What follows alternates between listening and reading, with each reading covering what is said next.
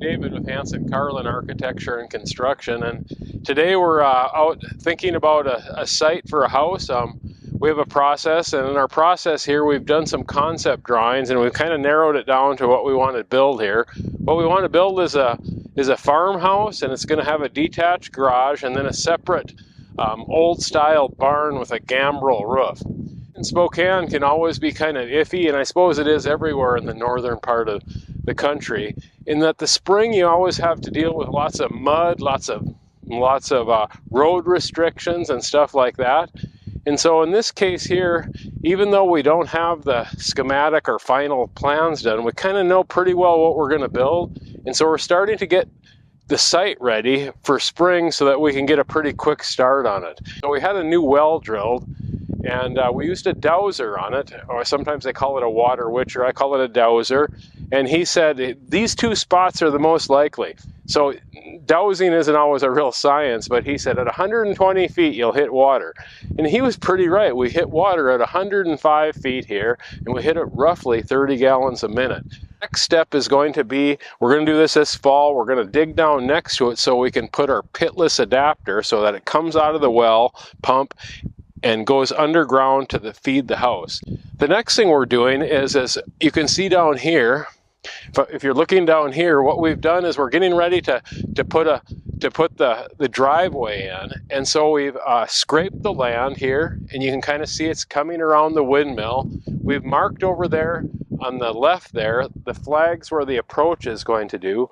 And in our county, you have to have an approach permit to do a driveway approach. And so that's the next thing we've applied for, is to see what the county requires to go off of a county road onto a driveway. In the next few days, we're going to start building this driveway so that in the spring, we're not sinking concrete trucks and all that up to the axles in mud. We can probably get started on this job perhaps even 2 months sooner than if we'd have waited until spring. The thing we're going to do here on this property for fall prep is we're going to do some preliminary site leveling. Where I'm standing up here is the top. This second set of flags right here is where the barn's going to go. And so we're going to take and we're going to make a shelf here along this area and flatten this land out so that our barn can sit here. And then the house is going to sit about 4 feet down on that second ring down there. So that's what's going to happen there. We're going to try to move some of the dirt around so that when we get ready in the spring to do the final placement, we've already done some of this earth moving and made the property just right. I'm standing here in the center of the rough end of the driveway approach.